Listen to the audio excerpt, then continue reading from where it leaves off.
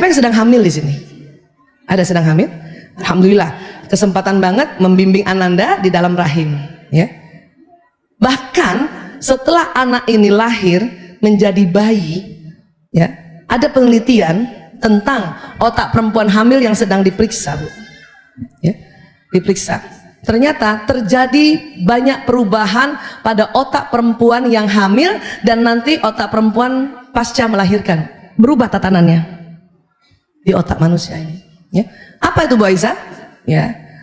Nanti pas sudah lahir anak ada istilah, ya, mommy brain atau namanya momnesia. Allah bikin ibu yang baru melahirkan, ya, itu banyak lupa. Pernah nggak ibu rasa habis melahirkan kayaknya aduh susah banget mikir ya, aduh lupa apa ya, aduh apa gitu ya. Apalagi yang ibu bekerja, dia akan lupa tentang apa yang harus dikerjakan dulu, lupa memang. Kenapa? Tatanan otaknya yang harusnya itu otak kita tuh ada abu-abu, ada putih. Abu-abunya tuh berkurang. Pada abu-abu inilah yang nanti akan, ya, mengatur gerakan otot, ingatan, emosi dan pengambilan keputusan. Dia yang putihnya melebar. Gitu. Supaya apa? Supaya ibu lupa. Kok gitu ya Allah? Iya.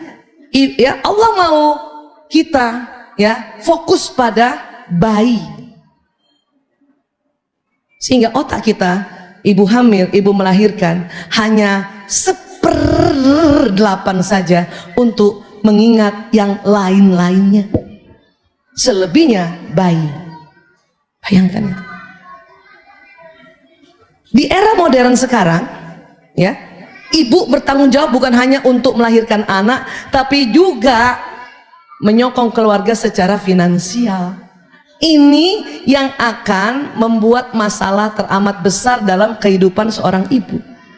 Yang harusnya dia ngurus bayi, fokus sama bayi, Allah lupakan untuk urusan lain yang nggak ada kaitannya dengan bayi. Maksudnya bayi dan ini nanti suami atau anak-anak di rumah, ya.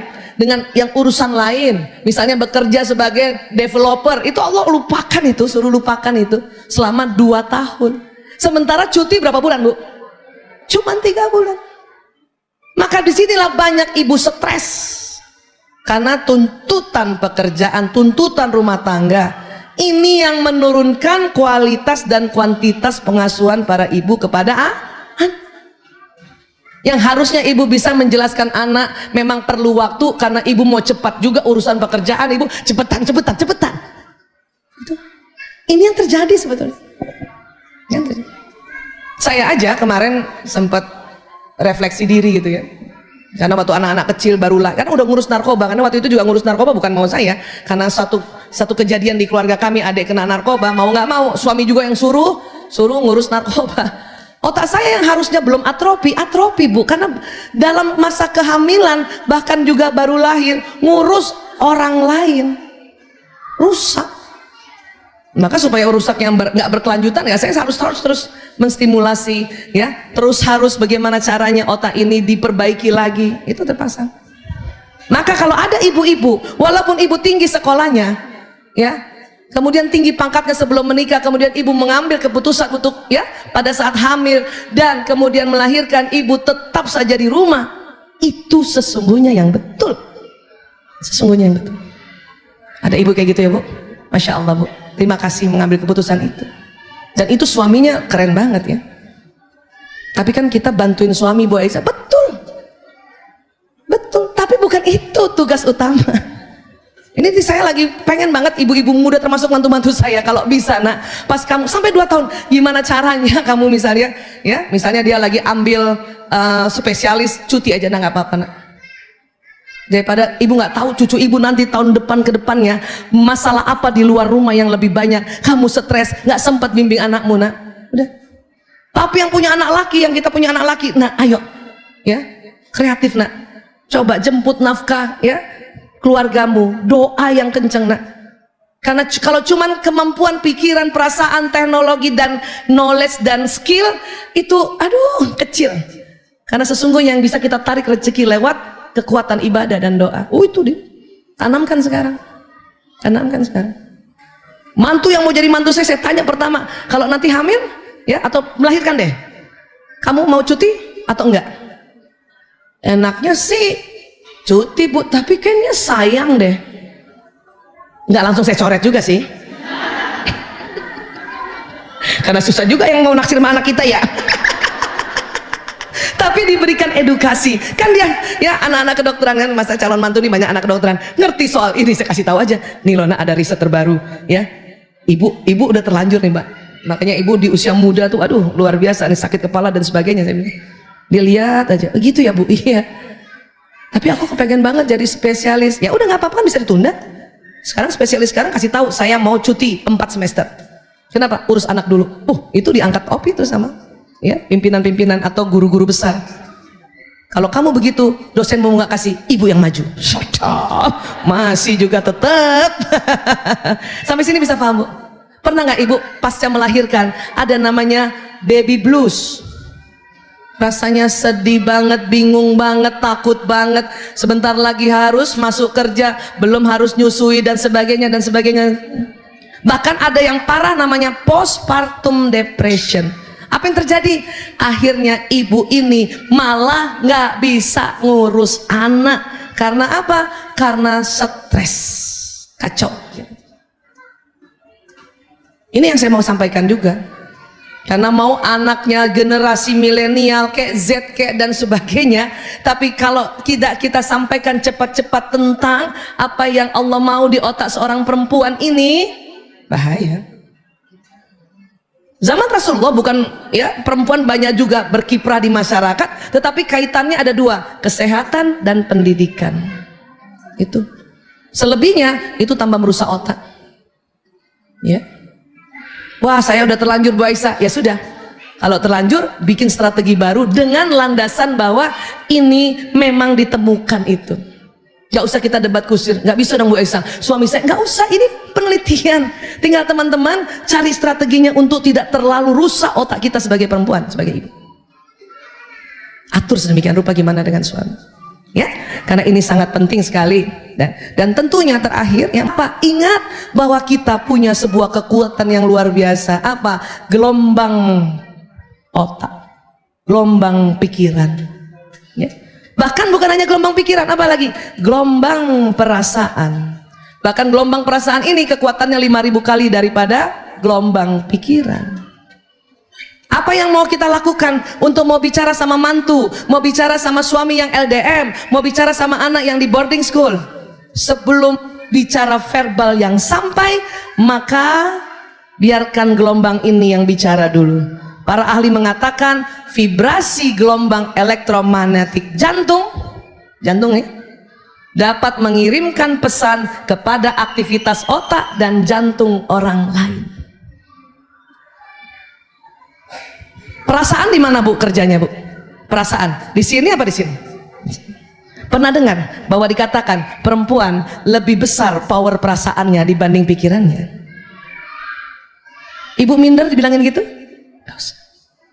Karena perasaan kita memang lebih besar dan memang ditemukan gelombangnya jantung itu 5000 kali lebih kuat dari pikiran. Maka ibu yang memang perasaannya punya kemampuan lebih besar untuk dikelola ya, itu Allah kasih, maka ini pakai ini untuk apa? Komunikasi. Dikatakan begini, manusia dapat berkomunikasi dengan yang lainnya dengan menggunakan jantungnya tanpa mulut bicara. Itu penelitian, bukan sekedar hanya ya kebohongan belaka. Ini penting. Jadi jantung kita bisa bicara dengan jantung orang lain, apalagi anak, juga pasangan hidup, juga anak mantu, juga mertua juga. Maka sebelum kita bicara lewat komunikasi verbal, ini namanya komunikasi heart to heart communication, kolbu to kolbu communication. Orang selalu bilang komunikasi hati ke hati, ngomong berdua gitu. Bukan yang itu. Kirim dulu pesannya apa? Kirim dulu pesannya apa? Bahkan bisa jantung ke otak orang lain. Saya sering dan sampai sekarang selalu lakukan, mungkin seterusnya. Apalagi anak-anak yang sudah mahasiswa, yang posisinya apa kata saya. Maka sebelum ibu mau nyampaikan pesan, kirim dulu. Ya Allah, sampaikan pesanku pada anakku. Kirim ke jantungnya dulu, kemudian ke otaknya. Ibu bayangin tuh bikin, sambungkan itu. Bacakan salawat, bacakan Al-Fatihah.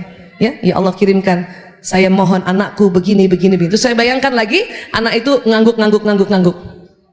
Berarti sampai ya, saat itu sampai berarti pesan ini. Lewat apa? Lewat gelombang. Gelombang apa? Gelombang tubuh. Dan memang paling dahsyat itu bagian sudur, bagian jantung, bagian perasaan. Sampai sini paham, Bu? Kenapa tadi harus disebut namanya? Supaya sinyal ini kita setir. Menuju mana? Menuju orang yang kita mau sampaikan pesan ini atau doa ini. Dan memang pori-pori atau pembuluh meridian bagian jantung itu lebih cepat nangkap. Makanya sinyal ini harus kirimkan set gitu. Barulah setelah itu misalnya ya Ibu Indah dari kejauhan mau sampaikan kepada suami, pasang dulu itu, Bu. Pasang dulu, ya Allah, sampaikan pesan ini pada suamiku ya Allah, bahwa aku merindukannya ya Allah. Ya, saya mohon ya Allah, suamiku tidak perlulah dia cemburu pada anak-anaknya. Sampaikan gitu dulu. Kemudian ibu bayangkan kalau suami datang, suami ibu senang juga dengan anak dan sebagainya. Walaupun memang ada etikanya juga pada saat suami datang, ibu harus temui dia dulu, kasih waktu dia dulu, itu etikanya. Itu etikanya emang begitu. Tapi kan dia bisa punya kaki, Bu Aisyah. Ini kan anak nggak punya kaki, makanya nggak bisa ambil minum. Ya emang begitu. Rasulullah mencontohkan, dikala ya Sayyidah Khadijah radhiyallahu anha sedang menggendong Fatimah, Rasulullah datang dengan penuh kepenatan habis dakwah, habis dimaki-maki juga orang kafir Quraisy di sana. Fatimah duduk di pangkuannya Sayyidah Khadijah, Rasulullah angkat Fatimah, taruh tempat tidur. Kemudian siapa yang tidur di pangkuan Khadijah? Rasulullah SAW. Itu contoh bahwa ya kalau ada suami datang tuh anak masih bayi pun kita harus dahulukan memang pasangan hidup. Itu nggak mudah loh. Saya bisa paham ibu-ibu yang merasa tapi kan dia anak masih kecil, tuh kan bapaknya masih. Tapi karena memang laki-laki cemburu, bahkan anaknya aja dicemburuin. Paham ibu ya? Maka untuk mengurangi itu juga, kirim juga pesan itu. Ya Allah, sampaikan pada suamiku, bukan aku maksudnya menduakan dia, menomorsatukan anak-anak. Aku nggak ngerti dulu ya Allah. Sampaikan itu. Bahkan lihat, bayangkan suami itu ngangguk-ngangguk. Ibu-ibu bisa membayangkan suaminya? Betul, Bu? Nggak salah membayangkan. Takutnya ibu salah membayangkan. Bu Aisyah, kenapa harus membayangkan? Sebentar, kita lihat jam dulu ya. Saya kalau dibiarkan bicara bisa sampai jam 7 malam. Sedikit lagi. Kenapa Bu Aisyah harus membayangkan? Ini kerja otak. Ya, otak manusia itu ada kiri dan kanan. Nah, otak kanan mengatur tubuh yang kiri, otak kiri mengatur tubuh yang kanan. Coba pegang dulu otak kanannya, Bu. Kanan ini mengatur yang kiri. Otak kiri, Bu. Kiri mengatur yang kanan. Kalau ibu bicara, ya Allah, sampaikan salam rinduku pada suamiku Fulan bin Fulan, itu otak kiri baru bekerja, Bu. Pesannya baru jalan di kanan, baru dibawa oleh sinyal yang kanan. Jantung posisinya di kiri badan, sementara tubuh yang kiri ini yang atur otak yang kanan. Salah satu kerja otak kanan adalah membayangkan, visualisasi, lihat foto. Makanya mengapa pada saat kita mau melakukan niatankah, doakah, atau dialog komunikasi, kolbu to kolbu komunikasi, ibu harus membayangkan supaya otak kanan bekerja, pesannya jalan ke sistem saraf yang kiri, didorong oleh gelombang energi jantung. Itu maksudnya. Tapi kalau ibu susah banget membayangkan wajah suami, cari susah. Bayangannya yang orang lain, maka stop, jangan teruskan, karena sinyal ibu pergi ke orang lain itu. Ya, paham ya, Bu? Kalau gitu gimana, Bu Aisyah? Saya susah banget ngebayangin suami saya. Maka lihat fotonya, karena salah satu kerja otak kanan juga lihat gambar, lihat foto. Pertanyaannya, adakah foto suami ibu di HP masing-masing? Yang muka sendiri, bahkan tampak depan, tampak kanan, dan tampak kiri. Kalau nggak ada, mulai nanti malam bikin, Bu. Ngapain kamu foto-foto saya? Untuk berdialog. Lah dia kenapa nggak ngomong? Tidak, saya punya teknik baru. Bahkan wajah anak-anak pun ada satu. Karena kapan ibu yang anaknya lebih dari satu kayak saya mau dialog sama lanang, yang keinget prio, itu bisa-bisa sinyalnya ke prio itu. Ya. Kalau gitu gimana kalau nggak semuanya aja sekalian bu? Itu bagus juga. Tapi kan ada waktu-waktu ingin khusus sekali. Misalnya anak saya tahun ini, saya kepingin mas lanang insya Allah dapat jodoh misalnya gitu kan. Kan saya harus khususan pada dia kan. Nah ya Allah kirimkan pada anakku, sebut namanya lengkap, binnya lengkap, wajahnya juga hadirkan. Kadang suka kebalik-balik. Ya, maka lihat fotonya, Sampai sini bisa paham ya? Ya, gampang kan? Insya Allah ya. Kenapa? Ini dahsyat. Saya juga gitu. Dulu sebelum tahu teknik ini yang lebih detail ya. Tahu sih harus didoain, tapi tahu teknik ini lebih detail itu baru tahun 2000-an. Ya. 92 sampai 2000 selalu setiap apa-apa ngomongnya pakai mulut. Ayah harusnya gini dong, ayah gini dong. Malah tambah berantem bu. Sejak tahun ini secara detail sejak tahun 2000, sebelum ngomong pakai mulut,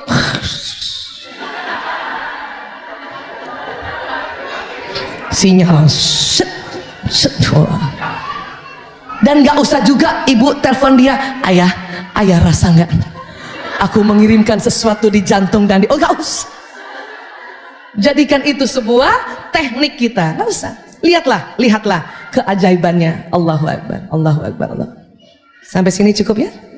Ya, nggak usah banyak-banyak ya. Tadi banyak contoh-contohnya doang, oke? Jadi pakai dialog apa bu? Kolbu to kolbu communication dan kolbu to brain communication.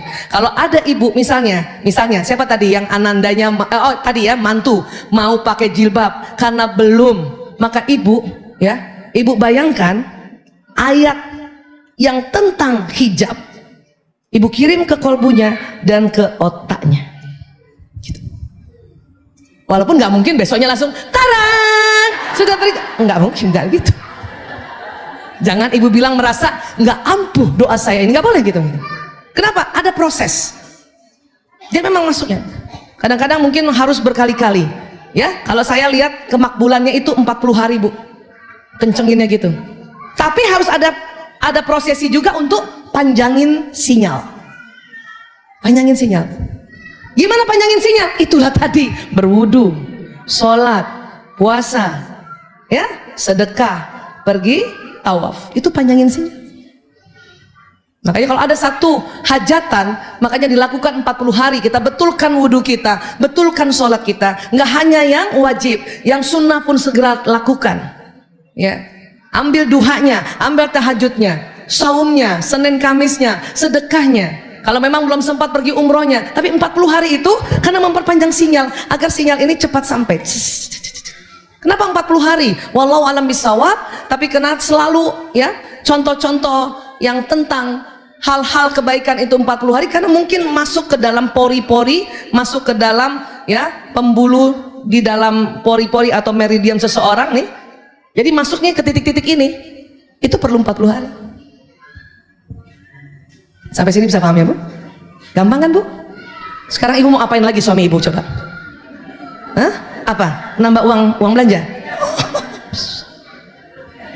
Bahkan supaya ibu nggak ngebayang-ngebayang pas suami tidur liatin mukanya. Itu nggak perlu lagi ngebayang bu, jelas mukanya di depan kita. Ya itu asiknya suami istri yang tidur bareng. Kenapa? Kita bisa doain dari dekat. Ya Allah kirimkan salam rinduku pada yang di samping ini ya Allah. Fulan bin Fulan ya Allah, jadikan mimpinya diriku seorang. Asik. Saya setelah tahu ilmu itu bu, nggak lagi berantem lewat mulut. Rugi. Mendingan santet jarak jauh. Udah ya? Udah, alhamdulillah, masya Allah. Terima kasih banyak. Mudah-mudahan ini dipraktekkan ya bu. Kalau dipraktekkan insya Allah lebih barokah lagi insya Allah ya.